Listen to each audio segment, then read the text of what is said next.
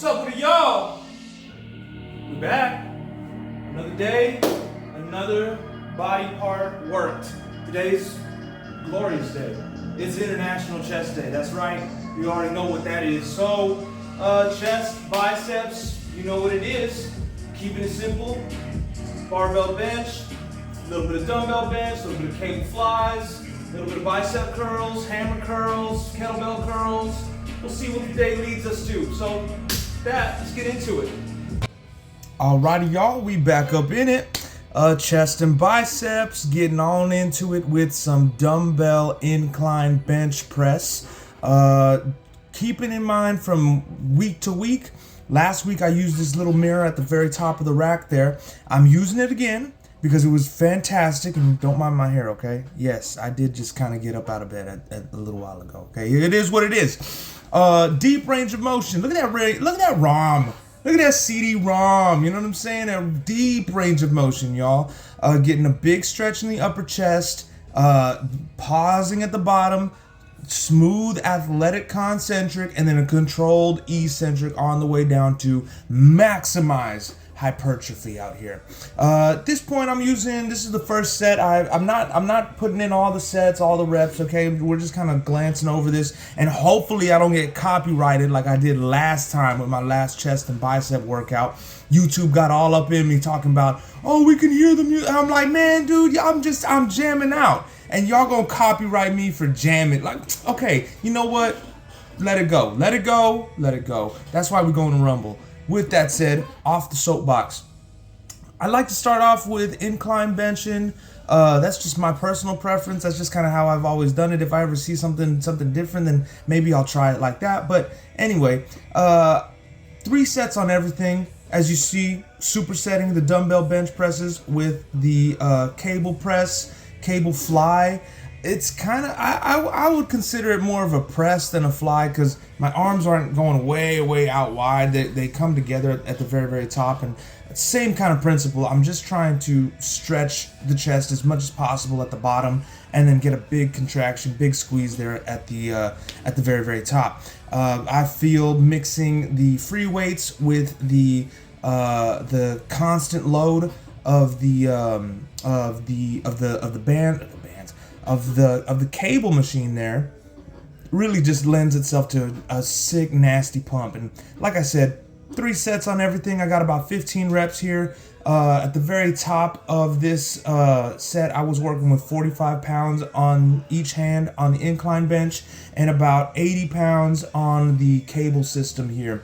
Moving on, we flattened the bench, moved in from incline to flat bench to target more of the medial pec fibers, right? This middle section, the meaty part of the chest here. But instead of starting off with the press, I went ahead and started off with this cable variation of, to me, it feels like dips. They feel like dips. They feel like overhand dips. But because it's on the cable, on 2 independent apparatuses, I can get a big stretch on this lower part of my chest and then a really nice contraction at the very bottom. I don't have my feet on the ground. As a matter of fact, my feet are on the bench tucked right underneath my butt. And I feel a core engagement like it feels fantastic. I know people say to put your feet on the ground, have a nice arch in the back, but you know, I've tried that for many years and I don't know. This felt fantastic. And I adopted the exact same technique with the dumbbell bench. We're working with 45 pounds here. Again, 3 sets, 15 reps. At this point, you see me moving a lot slower. I'm moving a lot slower with 45 pounds in each hand here. But again, the technique remains the same. Big pause at the bottom and a big pause at the top too. Let's be honest. Pause at the bottom, stretch, and I'm resting a lot at the very top because this was becoming very fatiguing at this point. Mixing in all the cable work with the free weights, it was very challenging but very effective. I'm recording this commentary like literally the next day after this chest workout, and my chest is is feeling it. It was stimulated. So took a little break, sped the time up. I took about 30 seconds to myself here, and then got back up into it and got myself up into another 5 reps here. Don't be afraid to do that, y'all. I mean, sure, there's a time and a place to grind stuff out, but you know, hey, I'm looking for stimulus. I'm looking to approach failure as safely and as consistently as possible. So I take breaks. I take a break. It is what it is. And you see me right there. That was like a good 5-6 second break right there, y'all. Slow eccentric. If I can't get the stretch, if I can't hold that stretch, then I'm going to try my best to milk that eccentric, because that's where the money's at. That's the whole reason for the season. That was a good stretch. Ooh, come on. Yeah, that was tough, y'all. That was tough. And as I've been saying over the past few videos, I feel this imbalance in my right side. You'll see it creep up. There it is. Where my right side's trying to overcompensate for the left, or the left is overcompensating for the right. I don't know. I'm still working it out.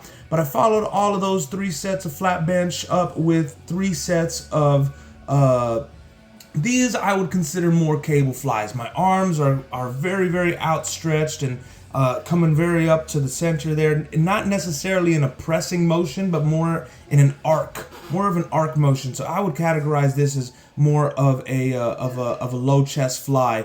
Again, just trying to make sure that my shoulders are in line. I've got a mirror in front of me, which I'm trying to look at, trying to modulate my body position there. But you know, just covering all the bases of the upper chest, mid chest, and then lower chest. To finish out and round this exercise, or rather this entire training session off, I went ahead and got some behind the back cable curls for the biceps. This just kind of accentuates that stretch on the biceps.